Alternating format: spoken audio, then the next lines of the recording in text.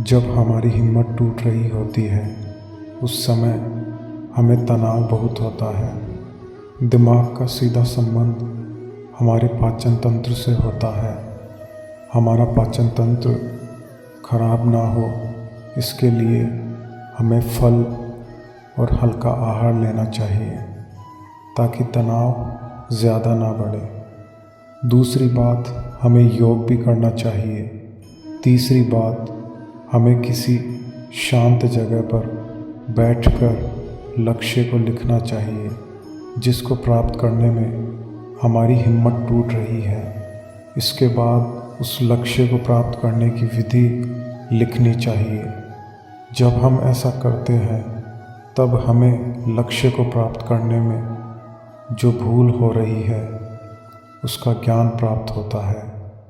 एक बात का और ध्यान रखना चाहिए कि कोई ऐसा व्यक्ति तो नहीं जो क्रोध, लोभ, मोह, ईर्ष्या जैसे तत्वों में ज़रूरत से ज़्यादा फंस गया हो। जब हम ऐसा करते हैं तब हमें अपनी गलतियों का पता चल जाता है और मन उत्साह से बढ़ना शुरू हो जाता है।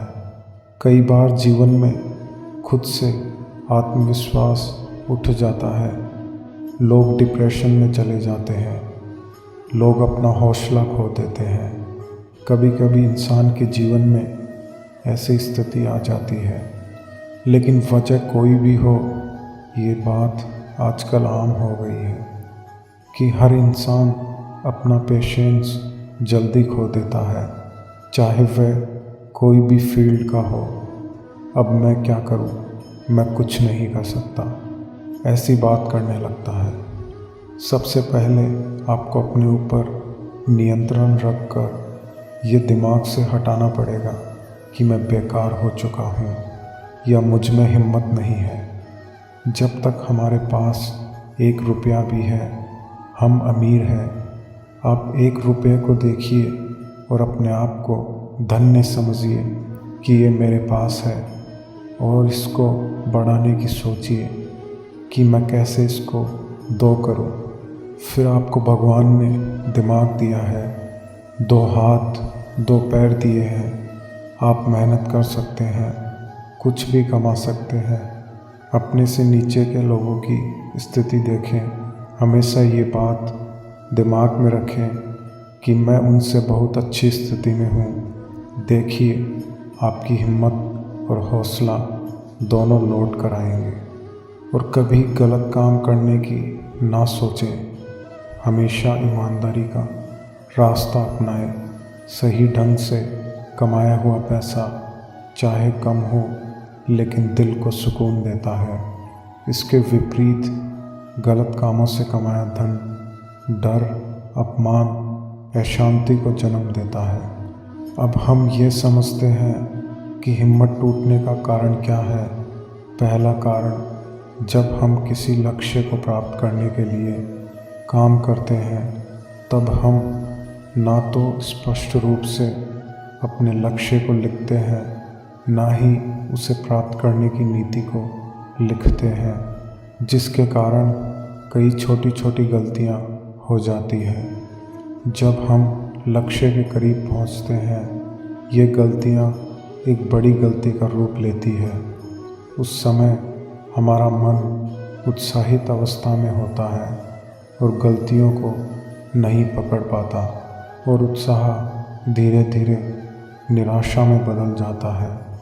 सबसे पहले ये जानने की कोशिश करनी चाहिए कि आपके जीवन में ये मुश्किलें क्यों चल रही हैं। आखिर भूतकाल में आपने क्या ऐसा किया कि आज आप मुश्किल में हो। अब जब मुश्किल आ गई है तो इसका उपाय क्या है, इस पर चर्चा करनी चाहिए। अपने मन को शांत करें और उसके उपाय के बारे में सोचने पर बल दें। ऐसे खुद को व्यस्त रखें जैसे कोई परेशानी है ही नहीं। ऐसा करने से मुश्किल वक्त आपसे दूर चला जाता है और आप कुछ बेहतर सोच सकते हैं। अब जब मुश्किल आ ही गई है तो हमें अपने करीबी लोगों से बात करने की कोशिश करनी चाहिए ताकि इसका हल निकाला जा सके। जैसे जैसे लोगों से आपको सलाह मिलती जाएगी, आपकी हिम्मत खुद ब खुद बढ़ती जाएगी और आपके पास इस मुश्किल वक्त से निकलने का रास्ता नज़र आने लगेगा और फिर आप हिम्मत के साथ इसका सामना करने के लिए तैयार हो जाएंगे। हिम्मत जब टूटने लगे, जब ये लगने लगे कि सब कुछ ख़त्म हो चुका है, तब थोड़े समय के लिए छोड़ छाड़ कर बैठकर चिंतन करना चाहिए कि क्या जो मैं कर रहा हूँ वो ज़रूरी है, क्या कोई और रास्ता नहीं है, मैंने क्या गलतियाँ की और किस तरह से उन्हें सुधारा जा सकता है, क्या कोई है जो मेरी सहायता कर सकता है, क्या बस इतनी ही हिम्मत है मुझ में। जब आप शांत चित्त से ये सोचेंगे तब कुछ न कुछ रास्ता अवश्य निकलेगा। और ये बिल्कुल सत्य भी है, जब एक रास्ता बंद हो जाता है तो दूसरा अपने आप खुल भी जाता है। आपको केवल धैर्य रखने की आवश्यकता है, या तो आपको अगर अपने काम में आगे भी स्कोप दिखता है अथवा उसको बदल दीजिए। अपने आप को मजबूत बनाए रखें। ये जीवन संघर्षों से भरा हुआ है और ईश्वर ने हमें इन संघर्षों से लड़ने के लिए ही दुनिया में भेजा है। भगवान पर भरोसा कीजिए, वे कभी आपको झुकने नहीं देंगे। जय श्री कृष्ण।